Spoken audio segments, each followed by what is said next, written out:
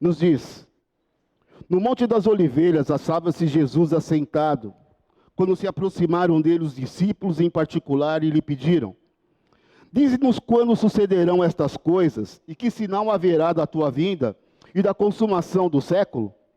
E ele lhe respondeu: vede que ninguém vos engane, porque virão muitos em meu nome, dizendo, eu sou o Cristo, e enganarão a muitos.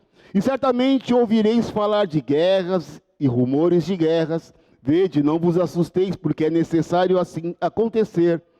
Mas ainda não é o fim. Porquanto se levantará nação contra nação, reino contra reino. Haverá fomes e terremotos em vários lugares. Porém, tudo isto é o princípio das dores. Então sereis atribulados e vos matarão.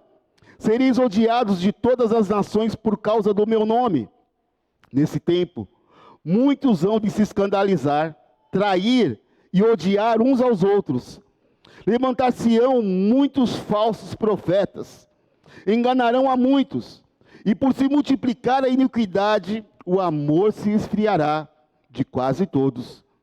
Aquele, porém, que perseverar até o fim, esse será salvo, e será pregado este evangelho do reino por todo o mundo, para testemunho a todas as nações, e então virá o fim. Amém? Vamos orar. Senhor, eu quero te louvar pela tua palavra, e eu quero, Senhor Deus, clamar a tua direção e a tua revelação. Eu quero te pedir, Senhor Deus, usa-me nesta noite, manifeste a tua glória. Já é notável aqui, Senhor Deus, que a tua presença está neste lugar. Já vemos o Senhor se movendo na adoração e nos momentos que nós tivemos até aqui. Por isso eu te peço, continua, Senhor. Continua a fazer a tua obra. E usa-me como instrumento. Que eu diminua para que o Senhor cresça. Fala conosco, Pai, eu te peço. E te agradeço em nome de Jesus. Amém. Amém. Aleluia. Amém? Então nós estamos falando sobre guerra. E a guerra geralmente é desencadeada por causa de interesses. De pessoas que simplesmente chegam à conclusão que eles querem talvez alguma coisa que pertence ao outro. Ou que eles se sintam tão poderosos que eles podem tomar aquilo. A guerra às vezes é desencadeada porque o cara quer mostrar que simplesmente ele é poderoso. E essas guerras muitas vezes, elas se estabelecem no mundo espiritual. E por isso eu quero mostrar para vocês a primeira guerra que começou a ser desencadeada. Leia comigo Isaías capítulo 14, versículo 12. Isaías 14, versículo 12.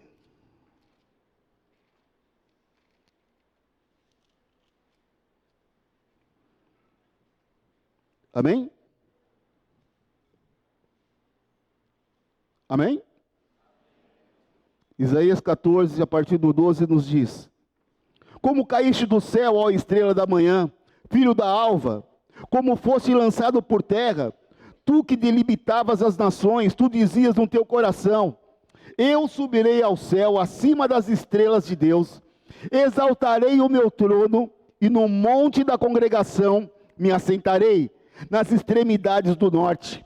Subirei acima das mais altas nuvens, e serei semelhante ao Altíssimo.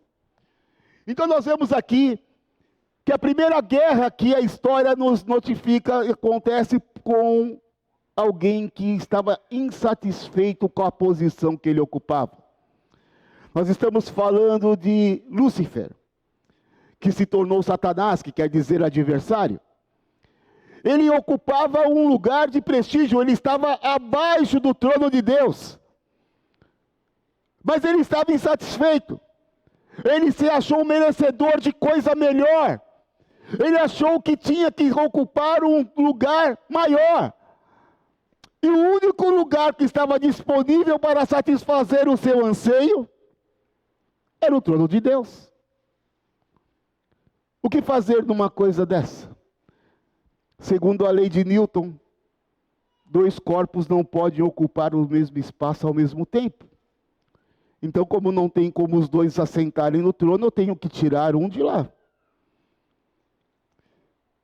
Então, Lúcifer começa então a articular. Sabendo quem era Deus e o poder que ele tinha, ele sabia que ele não podia entrar num confronto direto. Então ele falou: eu preciso de aliados. Eu preciso de pessoas que cooperem e concordem comigo, para que eu possa então vencê-los. Em Apocalipse 12, versículo 3.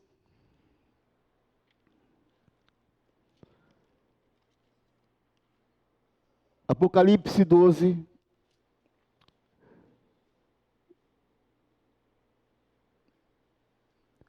versículo 3 nos diz: viu-se também outro sinal do céu, e eis um dragão grande, vermelho, com 7 cabeças, 10 chifres, e nas cabeças 7 diademas.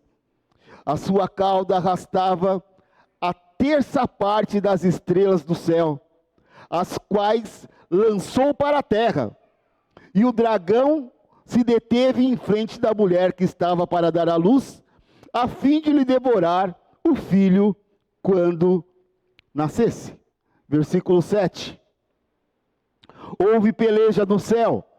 Miguel e os seus anjos pelejaram contra o dragão. Também pelejaram o dragão e seus anjos. Todavia, não prevaleceram, nem mais se achou no céu o lugar deles. E foi expulso o grande dragão, a antiga serpente que se chama Diabo e Satanás, o sedutor de todo o mundo, sim, foi atirado para a terra, e com ele os seus anjos. Então ouvi uma grande voz do céu proclamando: agora veio a salvação, o poder, o reino do nosso Deus e a autoridade do seu Cristo, pois foi expulso o acusador dos nossos irmãos, o mesmo que os acusava de noite diante do nosso Deus. Então nós vemos que ele então começa a vender a ideia de que ele poderia ocupar o lugar de Deus e que talvez o céu se tornaria um lugar melhor com ele no governo. E ele convence então 1/3 dos anjos. 1/3 dos anjos acabam de repente aceitando a proposta de Lúcifer. E houve guerra. E eles foram derrotados. E eles foram precipitados para onde aqui que a palavra nos fala? Para a terra. Eles foram lançados por terra. Muitas vezes, como nós vemos políticos, né, quando eles têm uma proposta, eles têm ali um projeto, eles de repente precisam sair fazendo alianças, negociando, para que ele tenha ali a assinatura dos outros membros, né? Então ele começa a articular, fazendo promessa, fazendo proposta. Então nós vemos que o diabo, né, começou a fazer isso, porque ele queria então ter ali uma força para poder enfrentar o Senhor. Em Ezequiel 28, versículo 13. Ezequiel 28, versículo 13.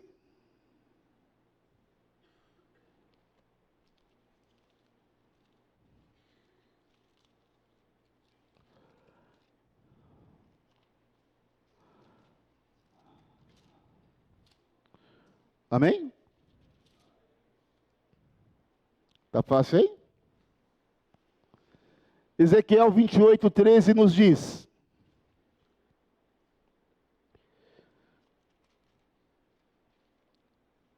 estavas no Éden, jardim de Deus, de todas as pedras preciosas te cobrias, o sárdio, o topázio, o diamante, o berilo, o ônix, o jaspe, a safira, o carbúnculo e a esmeralda. De ouro se te fizeram os engastes e os ornamentos. No dia em que foste criado, eles foram preparados. Tu eras querubim da guarda, ungido te estabeleci. Permanecias no monte santo de Deus, no brilho das pedras andavas. Perfeito era nos teus caminhos, desde o dia em que foste criado, até que se achou iniquidade em ti. Na multiplicação do teu comércio se encheu o teu interior de violência, e pecaste pelo que te lancei, profanado fora do monte de Deus. E te farei perecer, ó querubim da guarda, em meio ao brilho das pedras. Elevou-se o teu coração por causa da tua formosura, corrompeste a tua sabedoria por causa do teu resplendor. Lancei-te por terra, diante dos reis te pus, para que te contemple, pela multidão das tuas iniquidades, pela injustiça do teu comércio, profanaste os santuários. Eu, pois, fiz sair do meio de ti um fogo que te consumiu, e te reduzi a cinzas sobre a terra, aos olhos de todos que te contemplam. Todos os que te conhecem entre os povos estão espantados de ti. Vens a ser objeto de espanto e jamais subsistirá. Então nós vemos aqui que a ganância, o orgulho, Satanás começou a achar que ele era merecedor de algo muito maior do que ele tinha até aquele momento. E nesse conflito ele foi lançado por terra. E aqui fala que o lugar que ele estava era no Éden. Então nós vemos ali, em Gênesis 1, versículo 1, nos fala: no princípio criou Deus o céu e a terra, porém estava sem forma e vazia, havia trevas sobre a face do abismo e o Espírito de Deus pairava sobre as águas. Então nós vemos que ali começou então Deus a trazer palavra criadora. Ele começou a falar: haja luz, e começou a acontecer toda a criação que nós conhecemos.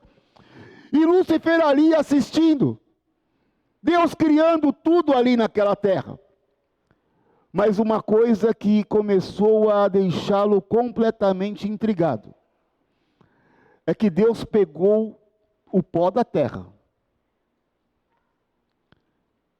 e criou o homem,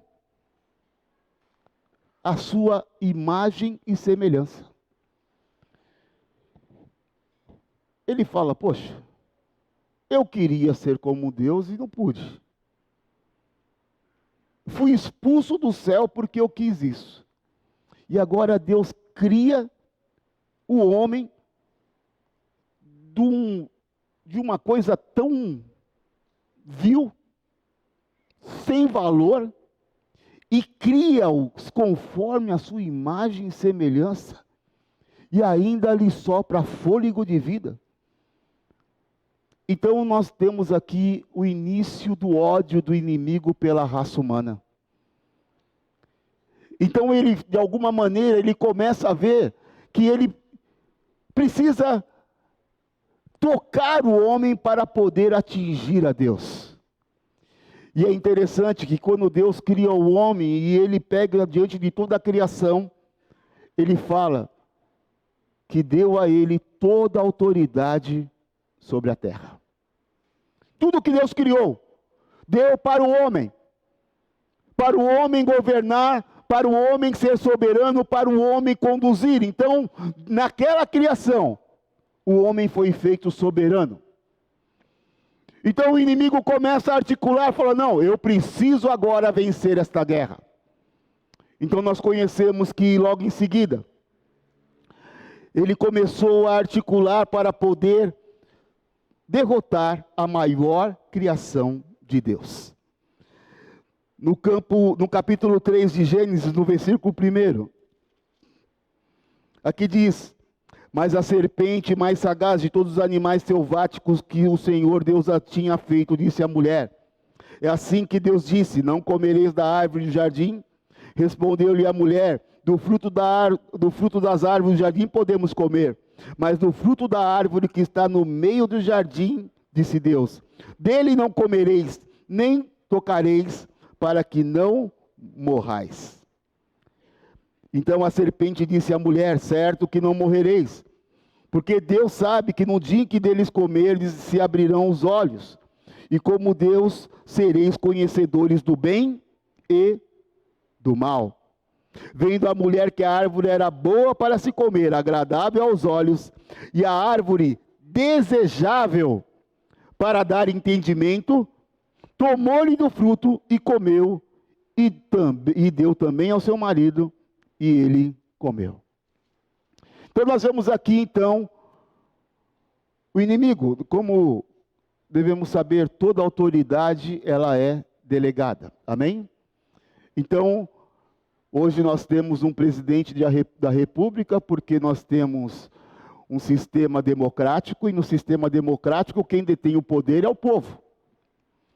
Então o povo delegou através do seu voto poder para que aquele homem que foi eleito como presidente governe sobre o país. Um juiz, ele tem poder e autoridade para dar ali as suas sentenças, porque o Estado deu a ele poder para que ele exerça a sua função. O homem era dono e detentor de todas as coisas que foram criadas, porque Deus delegou ao homem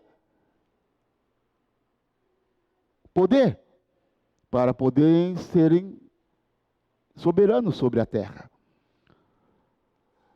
E agora Lúcifer, ele entende que a partir do momento que ele articula essa condição de fazer com que Eva desobedecesse o comando de Deus, haveria transferência da autoridade, porque neste momento que eles pecaram, o mundo jaz no maligno. Nesse momento ele então passa a ter autoridade sobre a criação de Deus. Ele passa a ter autoridade sobre a terra. E o interessante é que agora, o homem que foi feito segundo a imagem de Deus, agora se comportava como o diabo. Porque se nós começarmos a observar o processo que levou Eva a pecar, mostra que é o seguinte, que houve uma contaminação na comunicação. Deus chegou e passou as instruções para Adão. Então aqui, em Gênesis, no capítulo 2, no versículo 16, desculpe. Aqui diz, e o Senhor lhe deu esta ordem. Deus está falando com Adão. De toda árvore do jardim comerás livremente, mas da árvore do conhecimento do bem e do mal não comerás, porque no dia em que dela comeres, certamente morrerás. Esta foi a instrução que Deus deu para Adão, e provavelmente foi a instrução que ele transmitiu para Eva. Mas vamos ver como Eva entendeu a transmissão de comunicação aqui. No versículo 3, não, vamos voltar, no 2. Respondeu-lhe a mulher, do fruto das árvores do jardim podemos comer, mas do fruto da árvore que está no meio do jardim, ela falou, meio do jardim. E sabe o que é interessante? Que se nós voltarmos para o versículo 9, aqui fala,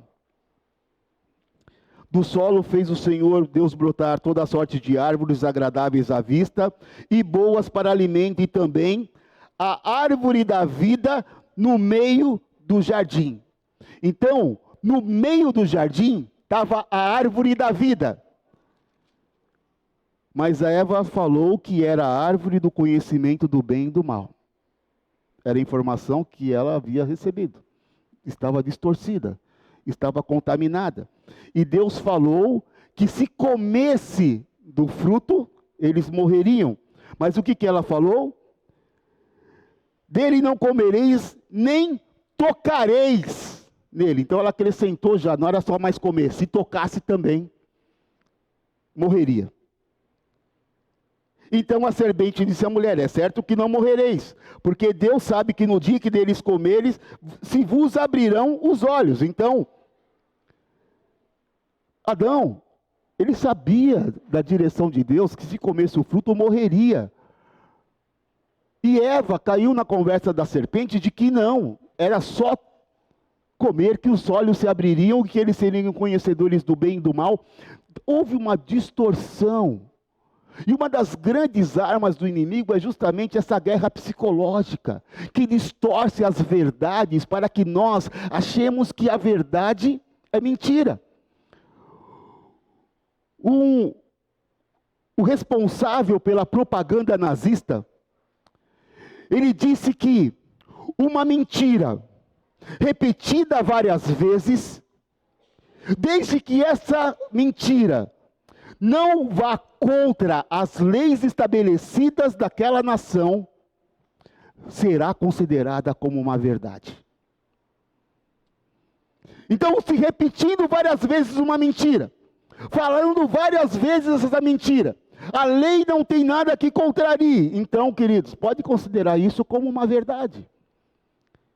Então Eva começou a acreditar naquilo que a serpente falou, mediante as informações. Então, muitas vezes, nem sempre aquilo que nós ouvimos de alguém, não, mas ele é um homem de Deus.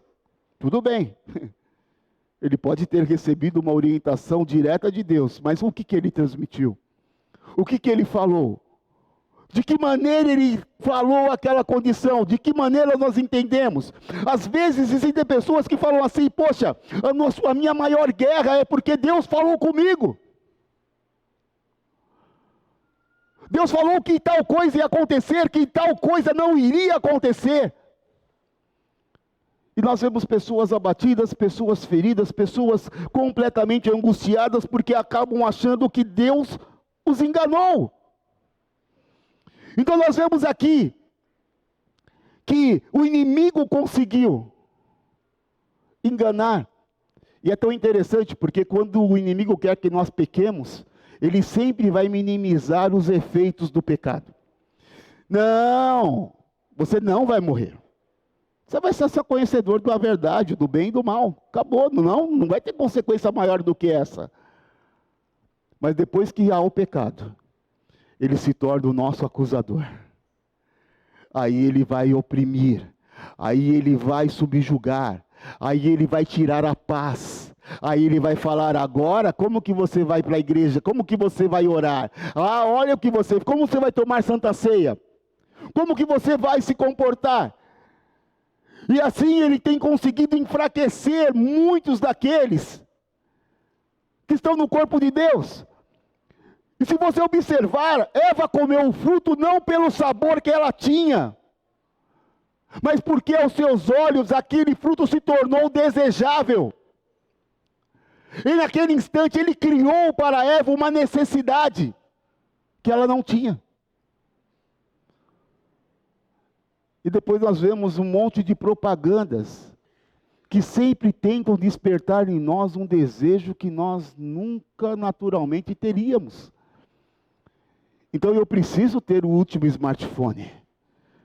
Eu preciso ter aquele carro, aquela casa. Eu preciso. Começamos então a sermos bombardeados para que de repente nós tenhamos coisas. E é tão interessante que nós vemos nas redes sociais estilos de vida que nós de repente não temos e que começam a achar, falar: poxa, então eu sou infeliz porque eu não posso ter essa vida. O meu casamento é uma porcaria porque olha aquela mulher ali, olha aquele corpo. E começamos então a entrar nesse processo de insatisfação, como Lúcifer. E começamos então a falar: não, eu não sou vencedor, a minha vida é uma porcaria. E começamos a entrar nesse processo de enfraquecimento. Porque a guerra psicológica, ela tem justamente o intuito de fazer com que os seus adversários se enfraqueçam, antes mesmo de lutar. Que eles creiam na sua incapacidade. Que eles creiam que eles realmente são perdedores. E nós vemos aqui no versículo 15 do capítulo 3 de Gênesis que diz: porém inimizade entre ti e a mulher, entre a tua descendência e o seu descendente. Este te ferirá a cabeça e tu lhe ferirás o calcanhar. Então aqui, diante da queda, Deus chega para Satanás e fala: olha, você conseguiu vencer, você conseguiu fazer essa situação toda, você conseguiu derrubar o homem e o meu projeto. Mas eu vou trazer alguém que vai pisar a sua cabeça. Então começou nesse momento o quê? Um processo de destruição da humanidade. O mundo então, que agora jaz no maligno, começou a manifestar aquilo que era a natureza do diabo. Porque nós vemos logo em seguida o primeiro homicídio. Um irmão mata o outro porque o outro foi aceito na sua oferta e ele não. Depois nós vemos o homem tomando proporções de violência, de todo tipo de promiscuidade, a ponto de Deus se arrepender de haver criado o homem.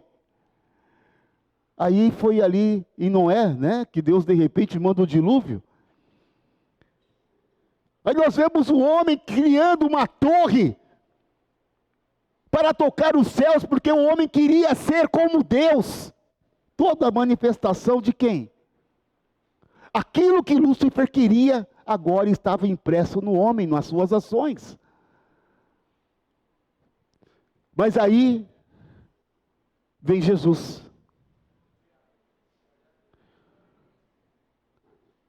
3 anos e meio que o seu ministério vem, ele com 30 anos, ele começa então ali a fazer o seu ministério com curas, pregando o evangelho e fazendo tudo aquilo que nós conhecemos. E ele então fala: eu preciso tirar esse cara do meu caminho. Então nós vemos que ele articula toda aquela condição para condenar o inocente à morte. Porque que pena ou que crime tão grave que Jesus Cristo de repente cometeu, que ele precisaria ser morto. Às vezes, as pessoas ficam assim: não, mas isso é injusto. Eu até perguntei de manhã, né, se tinha alguém do direito aqui. Não tinha ninguém. Tem alguém do direito aqui? Amém. Me diz uma coisa. Eu, pelo menos assim, no meu primeiro dia de aula na faculdade, que me falaram foi o seguinte: justiça e direito caminham juntos? Justiça e direito caminham juntos? Tudo depende, né? No direito tudo depende. Mas, às vezes, o que é determinado pela justiça ou pelo direito não é justo.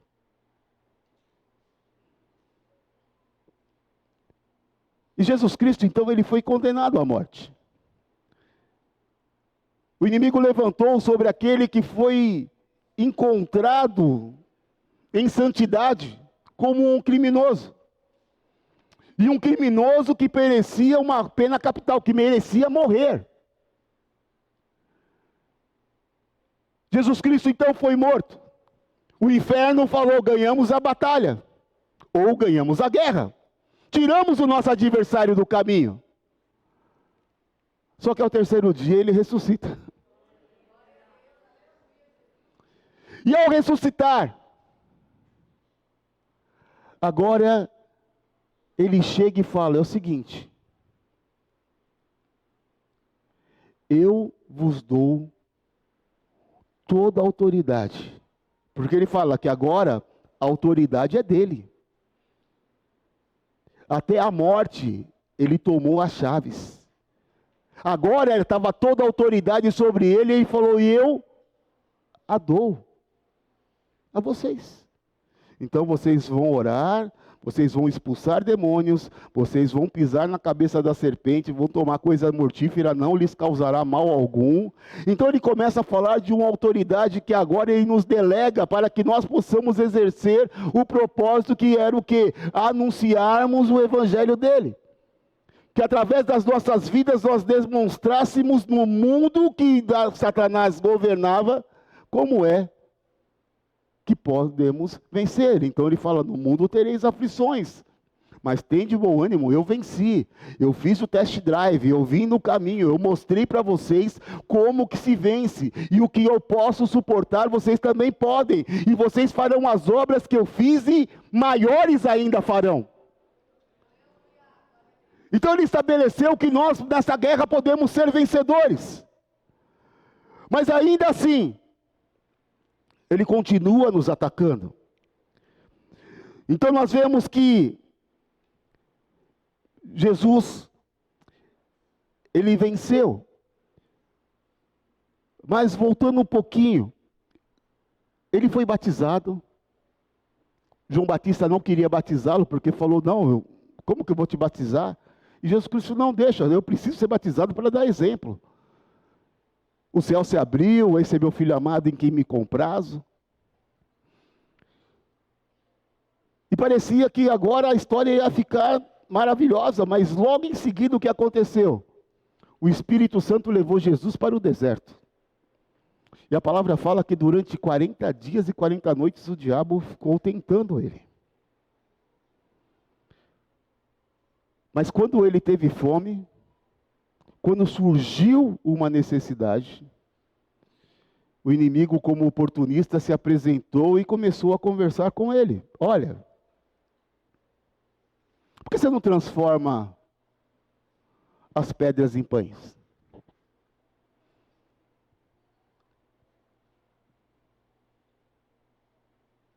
E é interessante que a palavra foi aquela arma que foi utilizada para que Jesus saísse vencedor daquela batalha. Ele então começa a responder ao inimigo, não mediante a uma criatividade, não com frases de efeito, não com palavras bonitas, mas ele vence no deserto, através da palavra, do conhecimento que ele tinha, através daquilo que lhe foi ensinado no decorrer da sua vida. Muitas vezes nós caminhamos com o Senhor, nós vamos à igreja, mas somos completamente rasos com relação àquilo que a Bíblia estabelece. Muitas vezes o inimigo começa a nos confundir e nós não temos uma identidade. E não sabemos nem quem somos no Senhor. Então muitas vezes hoje eu estou com Deus, hoje eu estou pegando fogo, hoje eu estou cheio do Espírito. Hoje eu sou ungido do Senhor. No dia seguinte te ligam e falam assim, olha o seguinte, você vai vir pagar ou não vai? Nós vamos fazer busca e apreensão. Não sei o que lá, eu sou um miserável, eu sou um coitado, eu sou um perdedor. Olha a minha vida, não sei o que lá. No dia seguinte, não, a conta está paga, conseguimos resolver. Então glória a Deus, Deus é fiel, Deus é maravilhoso. Jesus Cristo tinha uma identidade e mesmo diante daquele embate, diante do inimigo, ele não permitiu que o inimigo o roubasse.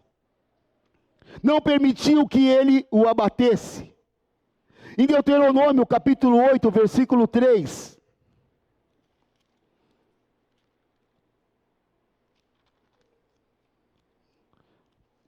Pode ficar tranquilo que até a meia-noite eu termino.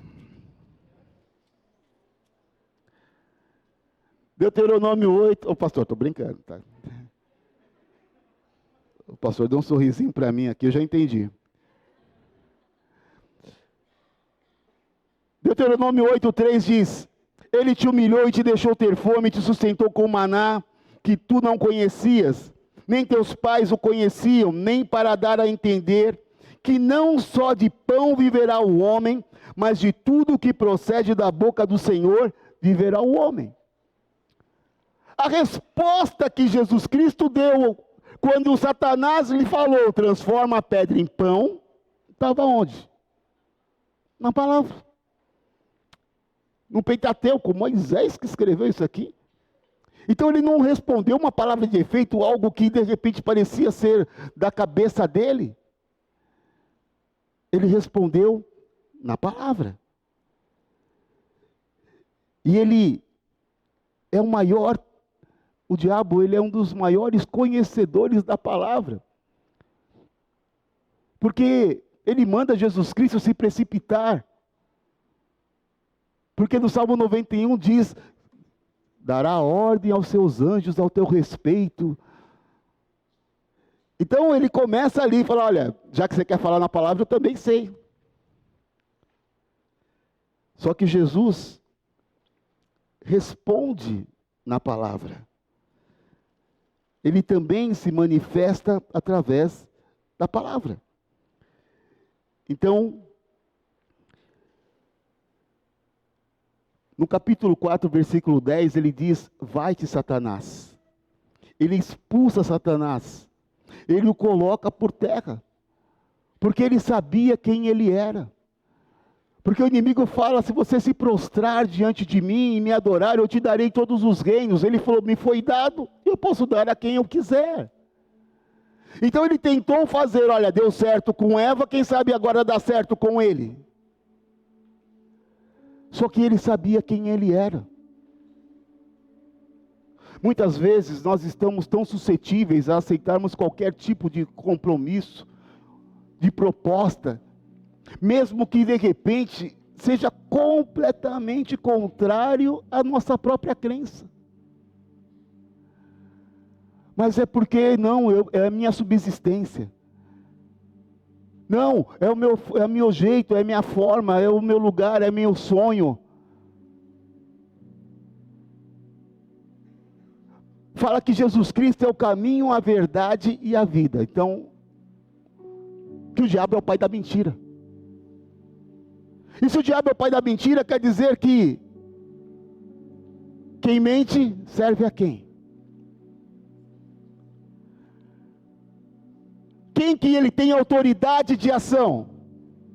A quem eu tenho entregue o domínio da minha vida? Mas não só isso. A quem eu tenho servido através do meu testemunho? Às vezes não, mas você não sabe onde eu trabalho. É impossível eu trabalhar neste lugar e não mentir.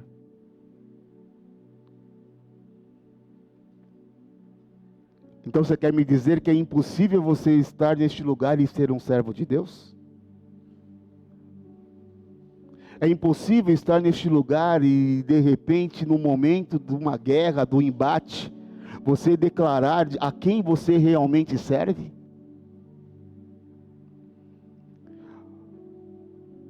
Hoje uma das maiores guerras que nós enfrentamos é a guerra de nós nos mantermos firmes naquele que nos chamou da morte para a vida. Aonde nós mais seremos atacados é na nossa identidade, para que nós possamos realmente ficarmos tão em dúvida com relação a quem somos, que nós não questionaremos quando vier alguma proposta contrária à vontade de Deus. Tanto faz. E assim como a serpente, ele sempre vai trazer um alívio. Não, não é assim. Deus falou que iria acontecer isso? Não, não é tão assim. Ele te ama. E até ele voltar, você conserta. Pelo menos você resolve agora o negócio agora, mata essa vontade que está te matando. Faz aquilo que, esse pecadinho que de repente a tua carne está desejando, que ainda vai dar tempo de você consertar.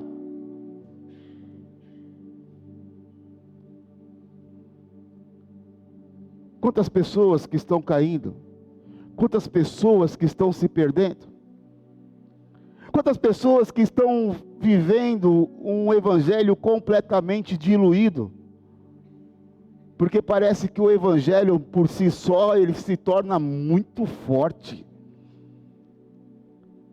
Usando as palavras dos dias de hoje, o evangelho é intolerante. O evangelho, ou quem vive o Evangelho é homofóbico.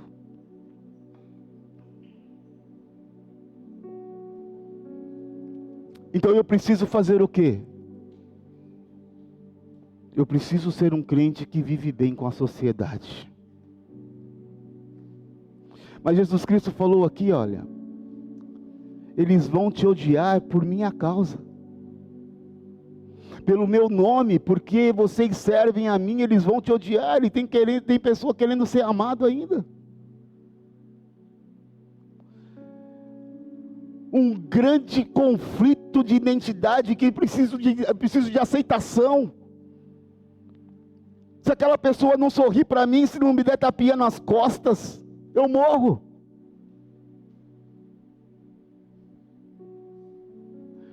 Eu estava comentando de manhã que uma das perguntas assim que as pessoas mais fazem para mim como pastor: pastor, eu posso beber bebida alcoólica?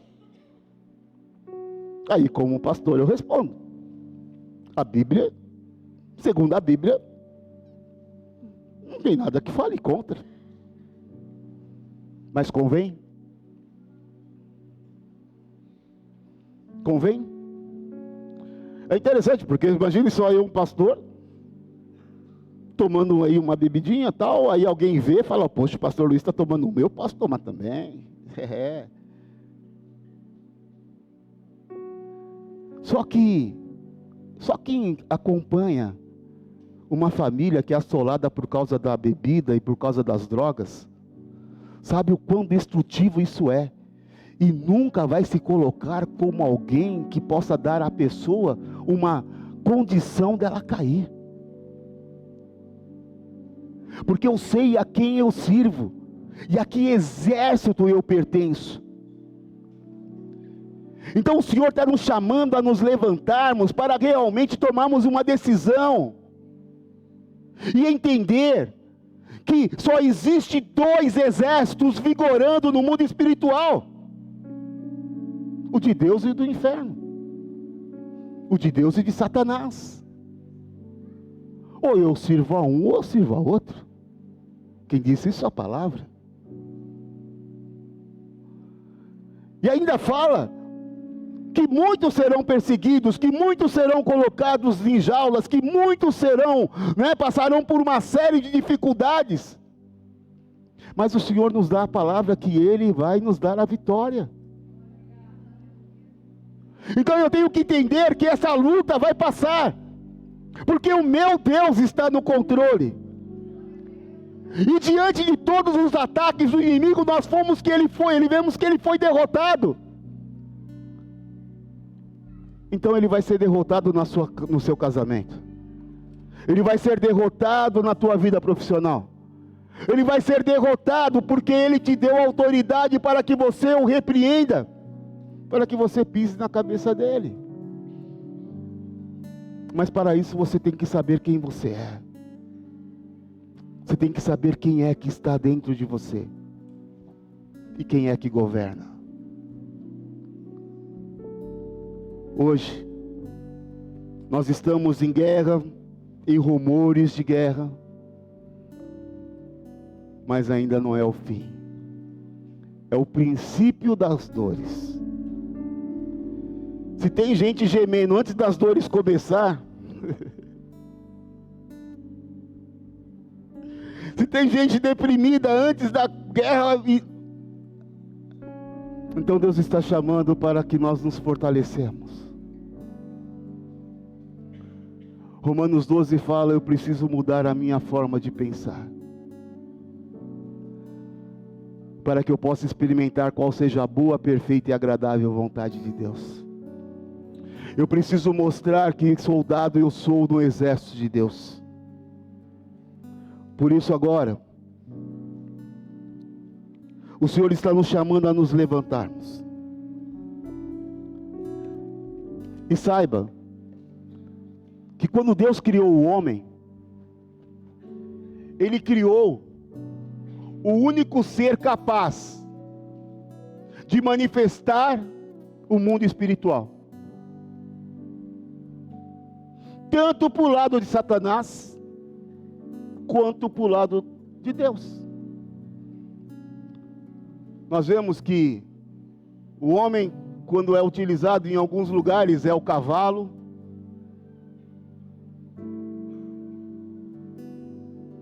Aí tem tantas outras qualidades. Nós somos, de repente, vasos, servos, instrumentos. Então, os espíritos, os anjos ou qualquer outra entidade espiritual, ele precisa do homem para poder se apresentar aqui.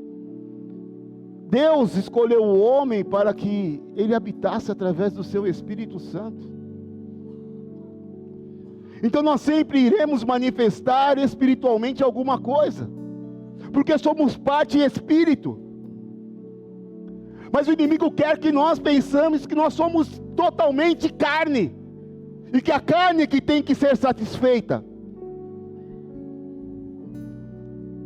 Por isso talvez a nossa maior guerra seja contra a nossa carne. Talvez seja a nossa alma, sentimentos, emoções. Diante de tanta instabilidade, já somos derrotados, porque no nosso emocional eu não estou bem, eu não creio que eu vou vencer, eu não creio que eu vou superar, eu não creio que eu vou avançar. Mas foi o Senhor que te chamou. E se eu crer, assim como o apóstolo Paulo disse, eu posso todas as coisas naquele que me fortalece. Você tem que sair daqui hoje crendo que se você crer no Senhor, nada te será impossível. Você tem que crer que o Senhor te chamou com um propósito. Porque muitas vezes a batalha está sendo perdida porque faltam guerreiros. É mais fácil hoje nós conseguirmos engenheiros, advogados, médicos, do que pastores.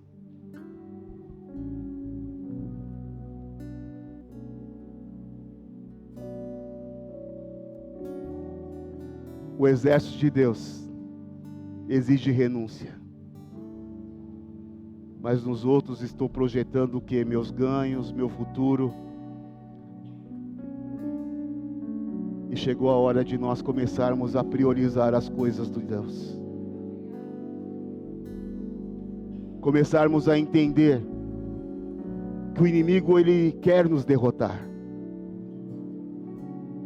Mas se eu me posicionar, eu não só o vencerei, mas eu farei com que milhões de pessoas possam realmente conhecer aquele que me libertou. Por isso, curve a sua cabeça por um instante.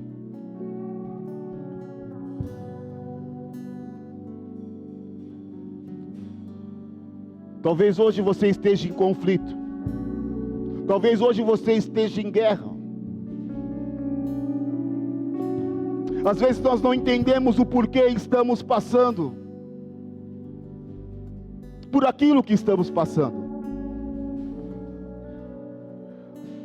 Mas nós vimos que o nosso adversário, ele simplesmente nos odeia porque nós somos a imagem e semelhança daquele que o expulsou, daquele que o derrotou. E não só a imagem e semelhança, mas hoje o próprio Deus habita em nós através do seu Espírito. E o que o inimigo quer nos convencer é que ainda assim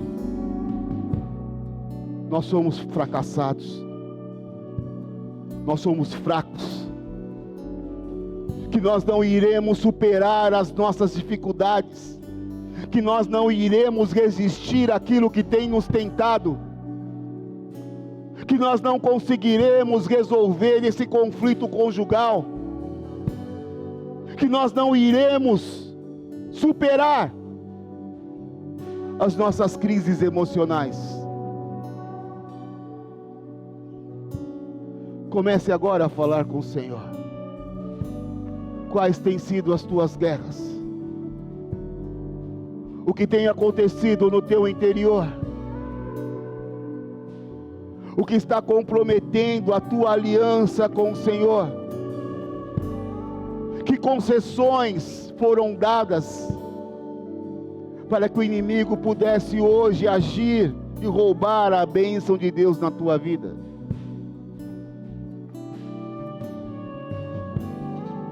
Senhor Deus, nós queremos entrar na tua presença agora, Pai, certos de que o Senhor nos chamou como o nosso general, para sermos guerreiros e vencedores neste tempo.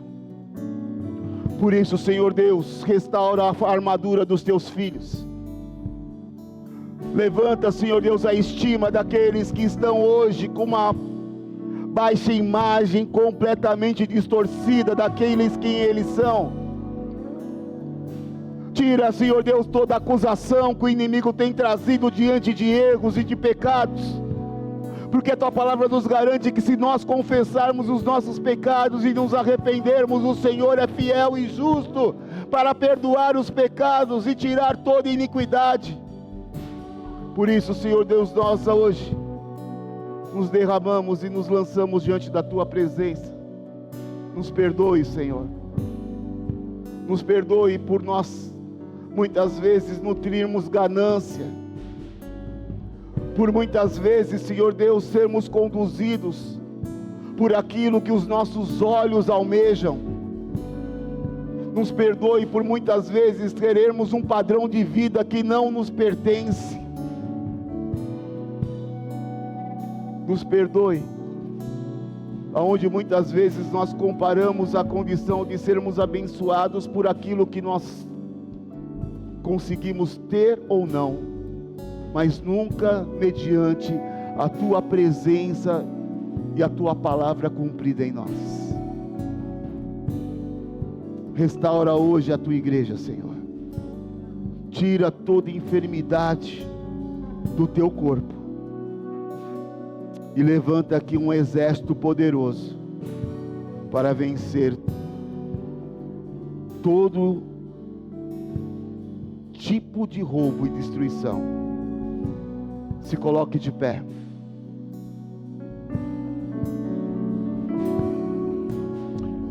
Levante as tuas mãos. Você entendeu?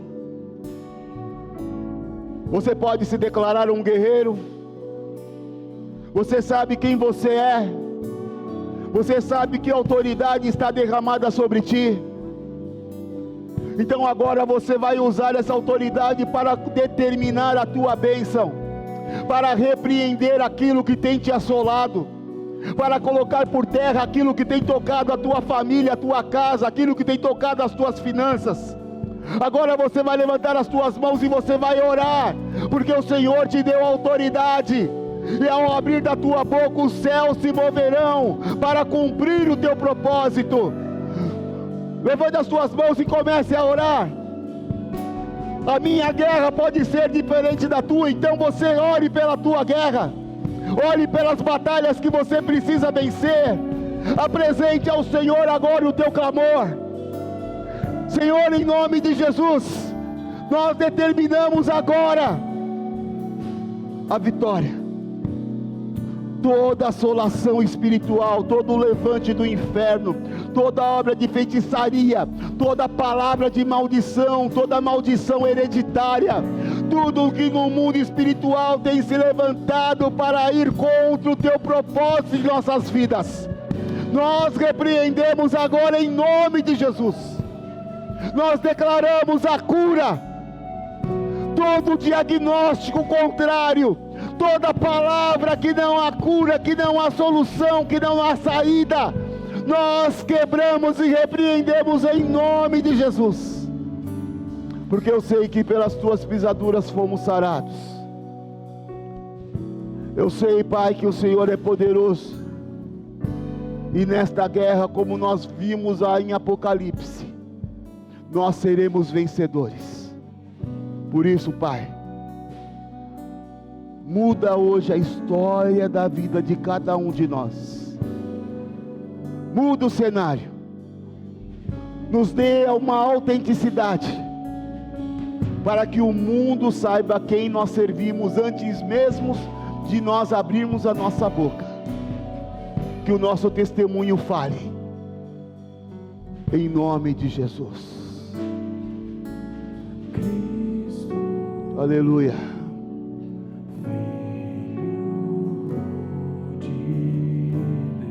Que o Senhor te abençoe e te guarde. Que Ele incline o seu rosto sobre ti e tenha misericórdia de ti. Saia para viver uma semana poderosa, repleto da glória e do poder de Deus. Que Jesus, soberano, o Filho de Deus, guarde os teus caminhos. Vá em paz. Em nome do Pai, do Filho, do Santo Espírito de Deus. Amém.